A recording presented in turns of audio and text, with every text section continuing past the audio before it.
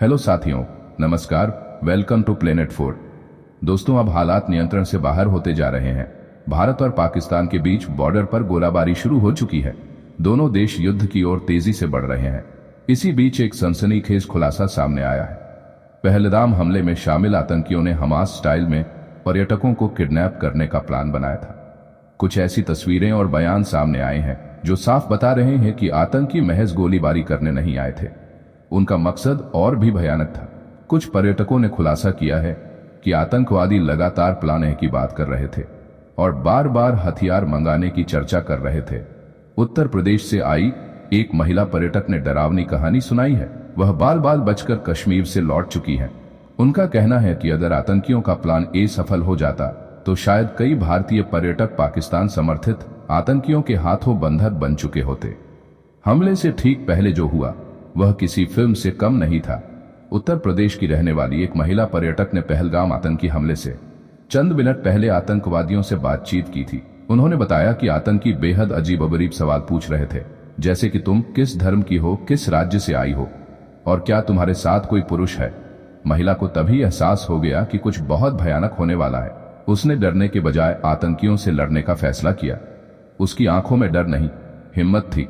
जैसे ही उसे मौका मिला वह जान की बाजी लगाकर भाग निकली।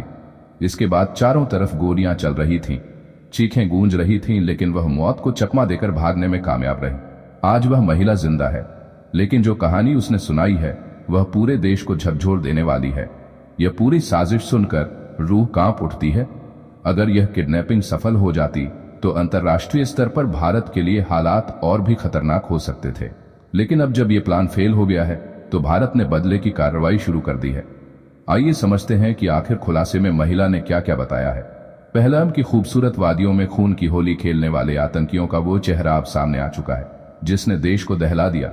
जम्मू कश्मीर के इस मशहूर पर्यटन स्थल पर हुए आतंकी हमले ने 26 जिंदगियां छीन ली, लेकिन एक महिला की हिम्मत और सतर्कता ने एक ऐसी कहानी उजागर की जो रोंगटे खड़े कर देती है।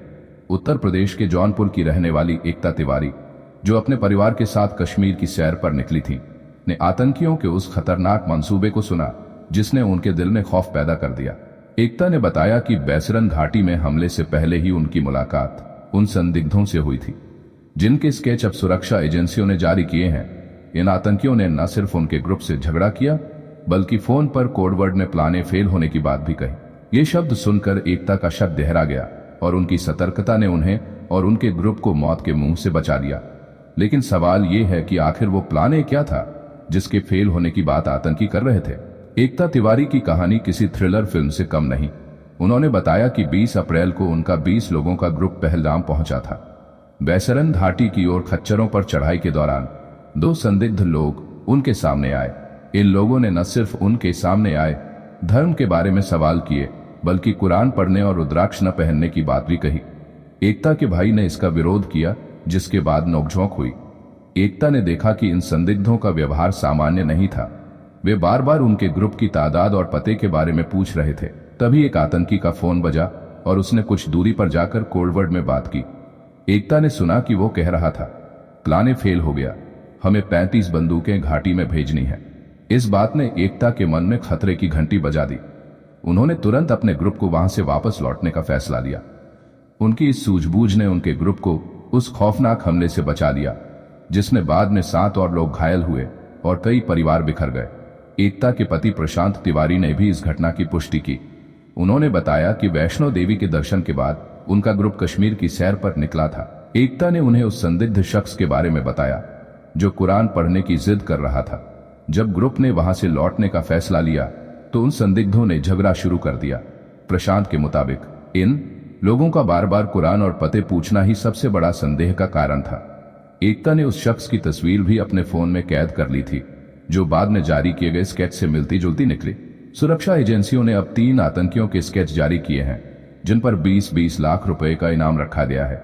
इस बीच संसद में हुई सर्वदलीय बैठक में सुरक्षा चूक पर सवाल उठे। सरकार ने बताया कि टूर ऑपरेटरों की लापरवाही और बिना मंजूरी के क्षेत्र को खोलना इस हमले का बड़ा कारण बना। लेकिन एकता की कहानी बताती है कि अगर सतर्कता और हिम्मत हो तो बड़े खतरे को भी टाला जा सकता है। एकता तिवारी ने न सिर्फ अपने ग्रुप को बचाया बल्कि आतंकियों के उस खतरनाक मंसूबे को उजागर किया जो शायद और बड़ा नुकसान पहुंचा सकता था। पहलगाम हमले ने पूरे देश को झकझोर दिया है और अब जांच एजेंसियां इस प्लान के पीछे की साजिश को खंगाल रही हैं। जाने से पहले वीडियो को लाइक करके चैनल को सब्सक्राइब कर लें